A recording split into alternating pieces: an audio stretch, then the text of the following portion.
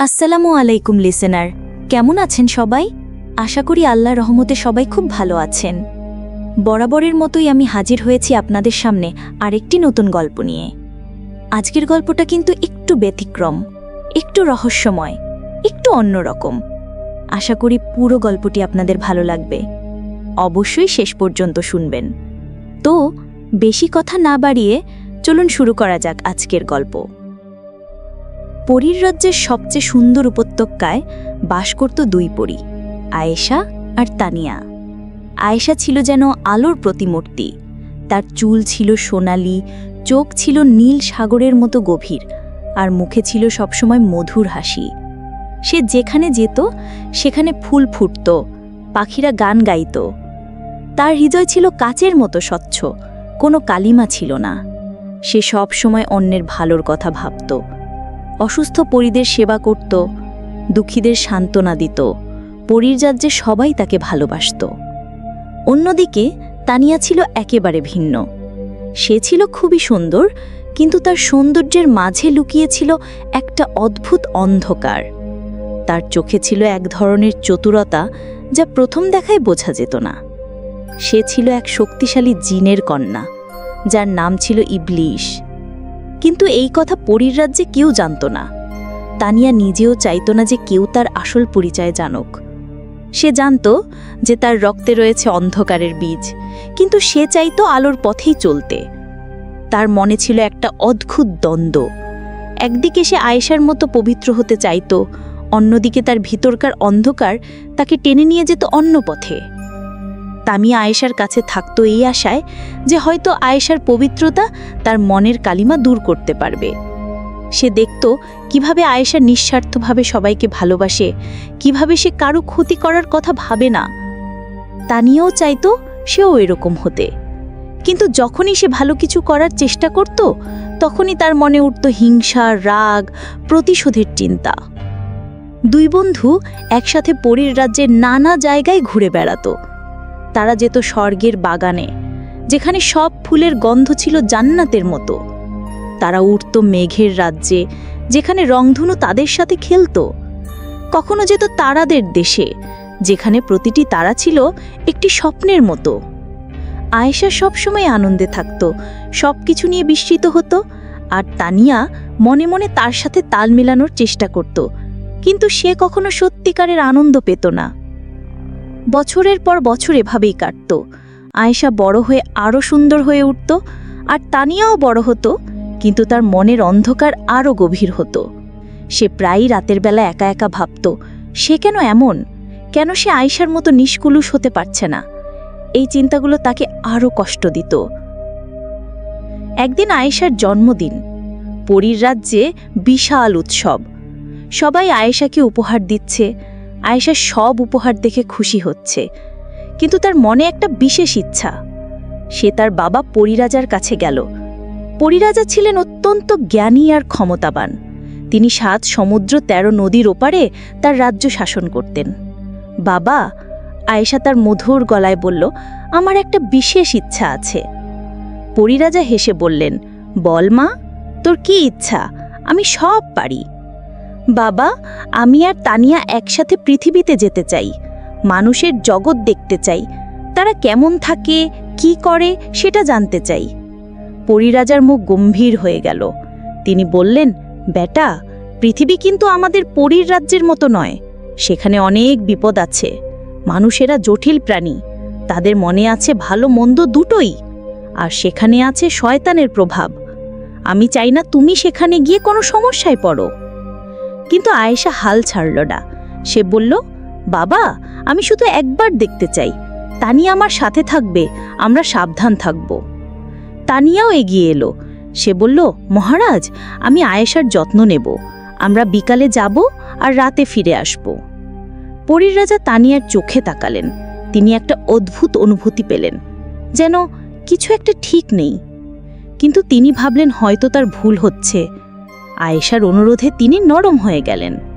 ঠিক আছে, তবে মনে রাখো, সূর্যাস্তের আগে তোমাদের অবশ্যই ফিরে আসতে হবে। আর পৃথিবীতে গিয়ে কারো সাথে বেশি মেলামেশা করো না, শুধু দেখাদেখি করে চলে আসবে। আয়েশা খুশিতে লাফিয়ে উঠল। ধন্যবাদ বাবা, আমি প্রতিশ্রুতি দিচ্ছি আমরা সাবধান থাকব। সন্ধ্যাবেলা দুই বন্ধু প্রস্তুত হলো। পরীর রাজা তাদের একটা জাদুকরি আংটি দিলেন। তিনি বললেন, এই আংটি ঘুরিয়ে দিলে তোমরা মানুষের রূপ নিতে পারবে, আবার ঘুরিয়ে দিলে পরীর রূপে ফিরে আসবে। দুই বন্ধু আংটি ঘুরিয়ে দিল। আয়েশা হয়ে গেল একটি অপূর্ব সুন্দর মেয়ে। তার চুল ছিল লম্বা কালো, চোখ ছিল বাদামি, আর মুখে ছিল এক অদ্ভুত জ্যোতি, যা দেখলে মনে হতো স্বর্গের কোনো ফেরেশতা।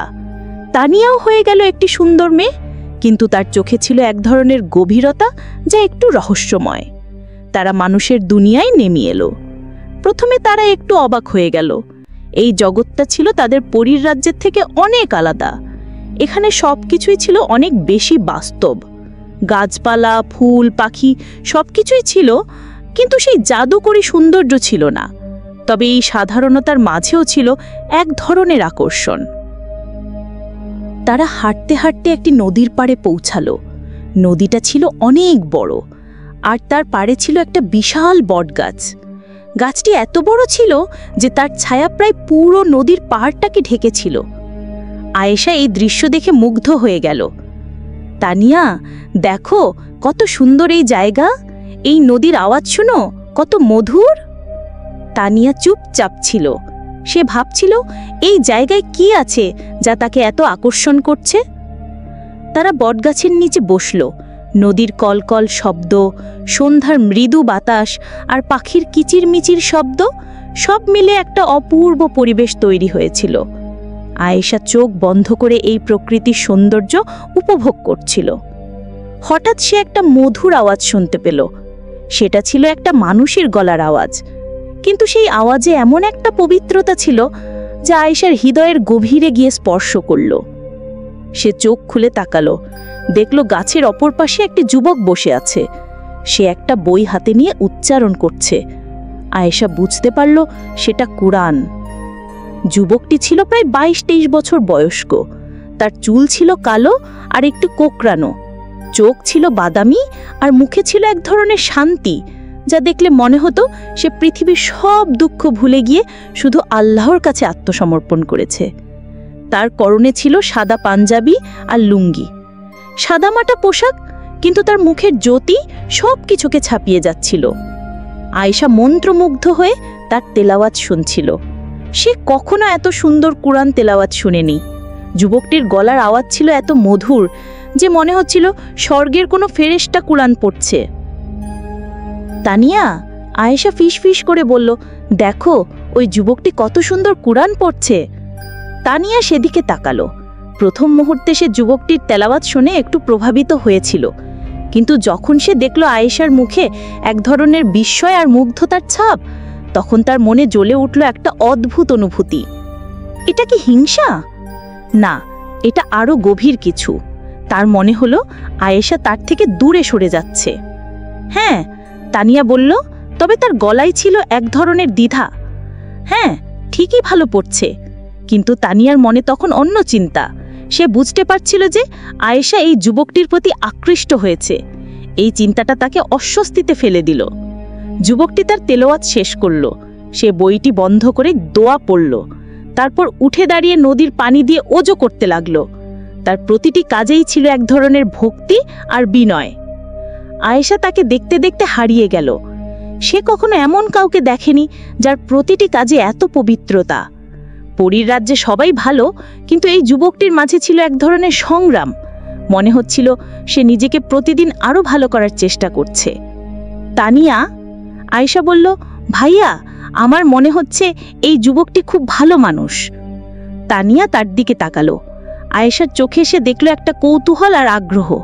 এই দৃশ্য তানিয়ার মনে আরো অস্বস্তি এনে দিল। আয়েশা, তানিয়া বলল, আয়েশা, আমাদের তো শুধু দেখাদেখি করে চলে যাওয়ার কথা ছিল। তোর বাবা বলেছিল কারো সাথে বেশি মেলামেশা করতে নেই। আয়েশা একটু চুপ হয়ে গেল, কিন্তু তার মন তখনও সেই যুবকটির কাছে। সে ভাবছিল এই যুবকটির নাম কি হতে পারে, সে কোথায় থাকে, কি করে। যুবকটি তার অজু শেষ করে আবার বটগাছের নিচে এসে বসল। এবার সে নামাজ পড়তে শুরু করল। তার নামাজ পড়ার ভঙ্গি দেখে আয়েশা আরো বিস্মিত হল। সে দেখল যুবকটি যখন সেজদা দিচ্ছে তখন তার পুরো শরীর কাঁপছে। মনে হচ্ছিল সে তার সবকিছু আল্লাহর কাছে সমর্পণ করে দিচ্ছে। আয়েশা এই দৃশ্য দেখে এত মুগ্ধ হয়ে গেল যে সে ভুলে গেল তার পাশে তানিয়া বসে আছে। তানিয়া এই দৃশ্য দেখে বুঝতে পারল যে আয়েশা এই যুবকটির প্রতি গভীরভাবে আকৃষ্ট হয়েছে। এই চিন্তাটা তার মনে এনে দিল এক ধরনের যন্ত্রণা। যুবকটি তার নামাজ শেষ করে দোয়া পড়ল, তারপর সে উঠে দাঁড়িয়ে চলে যাওয়ার জন্য প্রস্তুত হলো। কিন্তু তার যাওয়ার আগে সে একবার চারদিকে তাকালো। তার চোখ পড়ল আয়েশা আর তানিয়ার উপর। প্রথম মুহূর্তে সে একটু অবাক হয়ে গেল, দুটো এত সুন্দর মেয়ে এই নির্জন জায়গায় কি করছে? কিন্তু তারপরেই সে তার চোখ নামিয়ে নিল। সে জানতো অন্যের দিকে বেশি তাকানো উচিত নয়। সে চলে যাচ্ছিল, কিন্তু আয়েশা তাকে ডাকলো, ভাইয়া। যুবকটি থেমে গেল। সে ঘুরে তাকালো, কিন্তু তার চোখ ছিল নিচের দিকে। জি, সে বলল। আয়েশা এগিয়ে গেল। আপনার তিলাওয়াত খুব সুন্দর। আমি এত সুন্দর কুরআন পড়া আগে কখনো শুনিনি। যুবকটি লজ্জা পেয়ে গেল। আলহামদুলিল্লাহ, আল্লাহ তাআলা আমাকে এই তৌফিক দিয়েছেন। আপনার নাম কি? আয়েশা জিজ্ঞেস করল। আব্দুল্লাহ। আব্দুল্লাহ, সুন্দর নাম। আয়েশা হেসে বলল, আমি আয়েশা, আর এই আমার বন্ধু তানিয়া। আব্দুল্লাহ সালাম দিল, আসসালামু আলাইকুম। ওয়ালাইকুম আসসালাম, আয়েশা জবাব দিল। তানিয়া চুপচাপ ছিল। সে দেখছিল আয়েশা কিভাবে আব্দুল্লাহর সাথে কথা বলছে। তার মনে হচ্ছিল সে যেন বাইরে থেকে একটা নাটক দেখছে। আপনি এখানে প্রতিদিন আসেন? আয়েশা জিজ্ঞেস করল। আব্দুল্লাহ একটু ইতস্তত করল। সে বুঝতে পারছিল না এই মেয়েটি কেন তার সাথে এত কথা বলতে চাচ্ছে। কিন্তু আয়েশার চোখে এসে দেখল এক ধরনের নিষ্কলুষতা, যা তাকে আশ্বস্ত করল। জি, আমি প্রতিদিন সন্ধ্যায় এখানে আসি কুরআন পড়তে। এই জায়গাটা খুব শান্ত। এখানে বসে আল্লাহর কাছে দোয়া করতে মন ভালো লাগে। আপনি কি করেন? আয়েশা আগ্রহ নিয়ে জিজ্ঞেস করল। আব্দুল্লাহ একটু লজ্জা পেল। আমি একটা দোকানে কাজ করি, সকাল থেকে বিকাল পর্যন্ত। তেমন বড় কোনো কাজ নয়, শুধু পেট চালানোর জন্য। আয়েশা তার কথা শুনে মুগ্ধ হল। সে দেখল আব্দুল্লাহ তার সাধারণ জীবন নিয়ে কোনো লজ্জা পাচ্ছে না, বরং সে আল্লাহর কাছে কৃতজ্ঞ। আপনাদের পরিবার কেমন? আয়েশা জিজ্ঞেস করল। আব্দুল্লাহর চোখে একটা মৃদু হাসি ফুটে উঠল। আমার বাবা দিনমজুর, আমার মা গৃহিণী, আর আমার একটা ছোট বোন আছে, সে স্কুলে পড়ে। আমাদের পরিবার গরিব, কিন্তু আলহামদুলিল্লাহ আমরা সবাই সুস্থ আছি। আল্লাহ আমাদের খাওয়া পড়ার ব্যবস্থা করে দিয়েছেন। আয়েশা তার কথা শুনে আরও বিস্মিত হল। সে দেখল আব্দুল্লাহ তার দারিদ্র্য নিয়ে কোনো অভিযোগ করছে না, বরং সে আল্লাহর কাছে শুকরিয়া আদায় করছে। আপনার জীবনের স্বপ্ন কি? আয়েশা জিজ্ঞেস করল। আব্দুল্লাহ একটু চিন্তা করল। আমি চাই আমার পরিবারের সবাই ভালো থাকুক। আমার বোন যেন পড়াশোনা করে একটা ভালো মানুষ হয়, আর আমি চাই আল্লাহ যেন আমার উপর খুশি থাকেন। এই কথাগুলো শুনে আয়েশার হৃদয় আরও গভীরভাবে স্পর্শিত হল। সে কখনো এমন কাউকে দেখেনি যে নিজের চেয়ে অন্যদের কথা বেশি ভাবে। তানিয়া এই পুরো কথোপকথন চুপচাপ শুনছিল। তার মনে একটা অদ্ভুত জ্বালা হচ্ছিল। সে দেখছিল আয়েশা কিভাবে আব্দুল্লাহর প্রতি আকৃষ্ট হচ্ছে। এই দৃশ্য তার সহ্য হচ্ছিল না। আয়েশা, তানিয়া বলল, আমাদের এবার ফেরার সময় হয়ে গেছে, সূর্যাস্ত হয়ে যাচ্ছে। আয়েশা চমকে উঠল। সে বুঝতে পারল সময় কতটা দ্রুত কেটে গেছে, কিন্তু তার মন চাইছিল না যেতে। আচ্ছা, সে আব্দুল্লাহকে বলল, আমরা আজ যাচ্ছি, কিন্তু আমি আবার আসব। আপনার সাথে আরও কথা বলতে ইচ্ছে করছে। আব্দুল্লাহ একটু অবাক হল। আপনারা কোথা থেকে এসেছেন? আয়েশা একটু ইতস্তত করল। আমরা দূর থেকে এসেছি। আমাদের পরিবার এখানে নতুন এসেছে। ও, আব্দুল্লাহ বলল, আপনাদের এই এলাকায় স্বাগতম। আল্লাহ আপনাদের মঙ্গল করুন। আয়েশা আর তানিয়া চলে গেল, কিন্তু আয়েশার মন পড়ে রইল আব্দুল্লাহর কাছে। সে তার সরলতা, তার ভক্তি, তার নিষ্কলুষতার দেখে মুগ্ধ হয়ে গিয়েছিল। পরীর রাজ্যে ফিরে আসার পর আয়েশা অন্যমনস্ক হয়ে গেল। সে সব সময় আব্দুল্লাহর কথা ভাবত।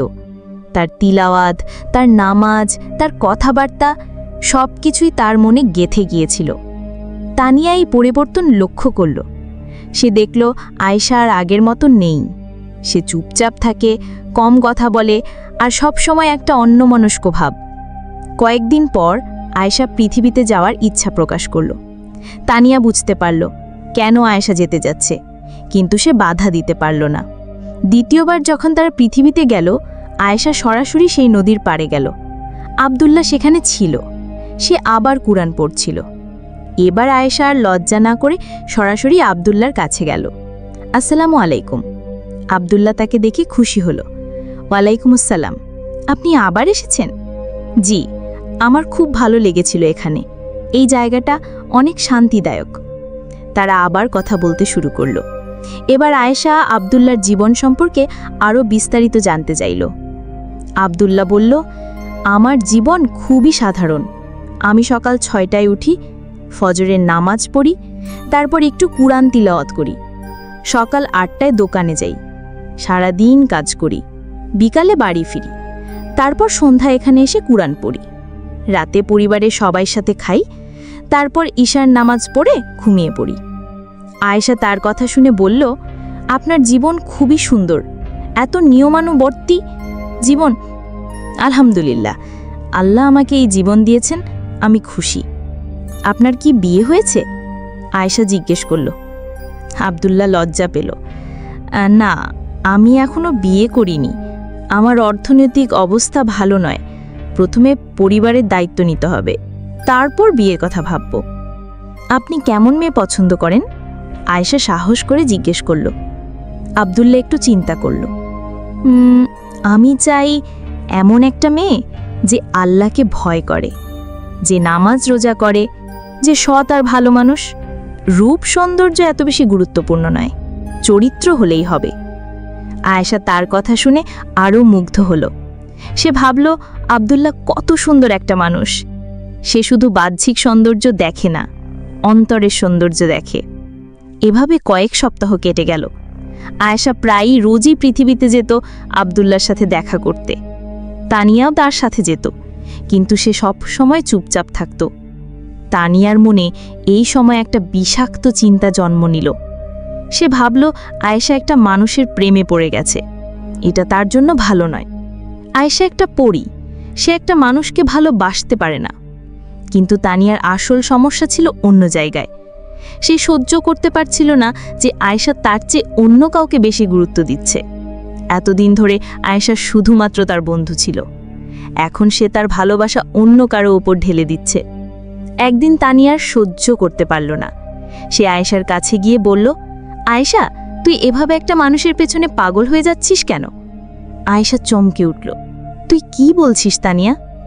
আমি বলছি আব্দুল্লাহর কথা। তুই তার প্রেমে পড়ে গেছিস, কিন্তু তুই একটা পরী, সে একটা মানুষ। এই সম্পর্ক কখনো সফল হতে পারে না।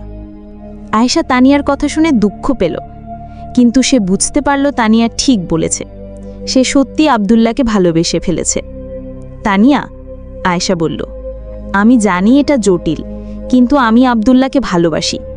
সে এত ভালো মানুষ, আমি তার মতো কাউকে কখনো দেখিনি। তানিয়া রেগে গেল। তুই কি করছিস তা কি জানিস? তুই তোর পরিচয় লুকিয়ে তার সাথে মিথ্যা সম্পর্ক তৈরি করছিস। সে যদি জানতে পারে তুই আসলে একটা পরী, তাহলে কি হবে? আয়েশা চুপ হয়ে গেল। এই কথাটা তার মনেও এসেছিল, কিন্তু সে এই সত্যটা মেনে নিতে পারছিল না। আমি তাকে সত্যি বলবো, আয়েশা বলল। আমি বিশ্বাস করি সে আমাকে বুঝবে। তানিয়া হেসে উঠল, কিন্তু সেই হাসিতে ছিল এক ধরনের বিষাক্ততা। তুই সত্যিই নিষ্কলুষ আয়েশা। তুই ভাবিস সে তো সত্যি জানলে তোকে গ্রহণ করবে? একটা মানুষ একটা পরীকে ভালোবাসতে পারে? আয়েশা তানিয়ার কথায় আঘাত পেল, কিন্তু সে তার নিশ্চিতে অটল থাকল। পরের দিন আয়েশা একা পৃথিবীতে গেল।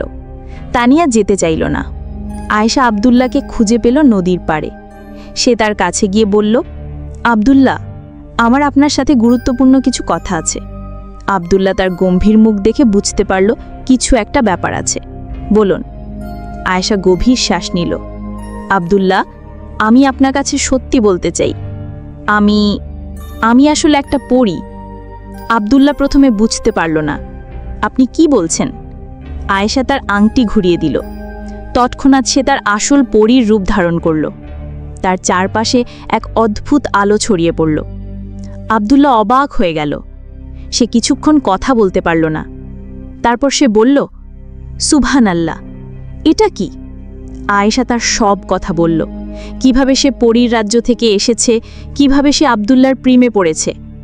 আব্দুল্লাহ সব শুনে অনেকক্ষণ চুপ থাকল। তারপর সে বলল, আয়েশা, আমি আপনার কথা বিশ্বাস করি। আমি আপনার অসাধারণত্ব প্রথম দিন থেকেই বুঝতে পেরেছিলাম। আপনার মাঝে এমন কিছু আছে যা সাধারণ মানুষের মাঝে নেই। আয়েশা খুশি হয়ে গেল। তাহলে আপনি আমাকে গ্রহণ করবেন? আব্দুল্লাহ তার দিকে তাকালো। আয়েশা, আমিও আপনাকে ভালোবাসি, কিন্তু আমাদের এই সম্পর্ক কি সম্ভব? আপনি একটা পরী, আমি একটা মানুষ। আয়েশা বলল, আমি আমার পরিজীবন ত্যাগ করতে রাজি। আমি মানুষ হয়ে আপনার সাথে থাকব। আব্দুল্লাহ এই কথা শুনে আরও অবাক হয়ে গেল। আপনি এত বড় ত্যাগ করতে রাজি? আপনার জন্য আমি সব কিছু ত্যাগ করতে রাজি। আব্দুল্লাহ আয়েশার হাত ধরল। আয়েশা, আমিও আপনাকে ভালোবাসি। আমি আপনাকে বিয়ে করতে চাই। আয়েশা খুশিতে কেঁদে ফেলল। তার স্বপ্ন সত্যি হয়ে গেল। কিন্তু তানিয়া এই সব কিছু লুকিয়ে দেখছিল। সে আয়েশার খুশি দেখে জ্বলে উঠল। তার মনে একটা ভয়ঙ্কর পরিকল্পনা জন্ম নিল। পরের দিন তানিয়া আব্দুল্লাহর কাছে গেল, যখন আয়েশা ছিল না। সে তার আসল জিনের রূপ ধারণ করে আব্দুল্লাহর সামনে হাজির হলো। তার চারপাশে ছিল এক ভয়ঙ্কর অন্ধকার। আব্দুল্লাহ ভয় পেয়ে গেল। সে আউযুবিল্লাহ পড়তে শুরু করল। তানিয়া বলল, আব্দুল্লাহ, ভয় পেও না, আমি তোমার ক্ষতি করব না। আমি শুধু তোমাকে সাবধান করতে এসেছি। তুমি কে? আব্দুল্লাহ জিজ্ঞেস করল। আমি তানিয়া, আয়েশার বন্ধু। আমি একটা জিন। আব্দুল্লাহ আরও ভয় পেয়ে গেল। তুমি আমার কাছে কেন এসেছো? আমি তোমাকে সত্যি বলতে এসেছি। আয়েশা তোমাকে ভালোবাসে না, সেই শুধু তোমাকে নিয়ে খেলা করছে। আব্দুল্লাহ বিশ্বাস করল না। এটা মিথ্যা, আয়েশা আমাকে ভালোবাসে। তানিয়া বিষাক্ত হাসি দিল। তুমি কি জানো আয়েশা কে? সে পরীর রাজ্যে রাজকন্যা। তার কাছে অগন্তি প্রেমিক আছে। তুমি শুধু তার একটা খেলার পুতুল। আব্দুল্লাহ এই কথা শুনে কষ্ট পেল, কিন্তু সে তানিয়াকে বিশ্বাস করল না। তানিয়া বুঝতে পারল আব্দুল্লাহ তার কথা বিশ্বাস করছে না। সে তার জাদুর সাহায্যে কিছু মিথ্যা দৃশ্য তৈরি করল। সে আব্দুল্লাহকে দেখালো যে আয়েশা পরীর রাজ্যে অন্য পরীদের সাথে নাচ গান করছে আর তাকে নিয়ে হাসাহাসি করছে। এই মিথ্যে দৃশ্য দেখে আব্দুল্লাহ বিভ্রান্ত হয়ে গেল। তার মনে সন্দেহ জাগল।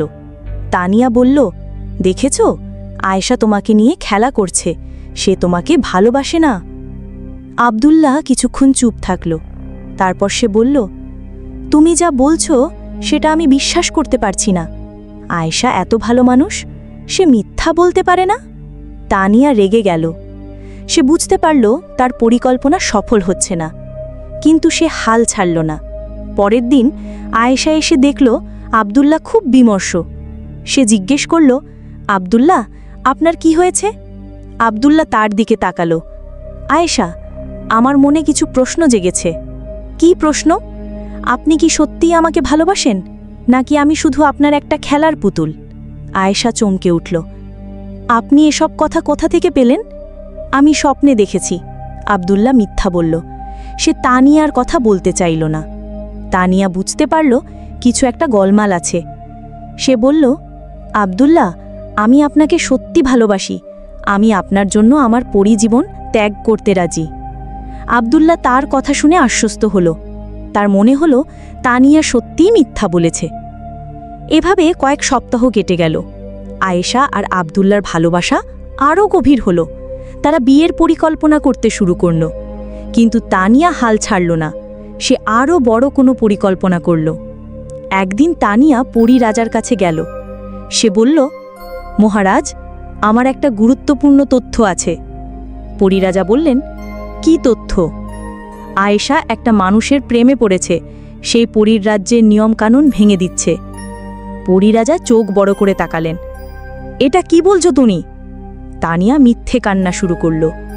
মহারাজ, আমি আয়েশাকে অনেক বোঝানোর চেষ্টা করেছি, কিন্তু সে আমার কথা শুনছে না।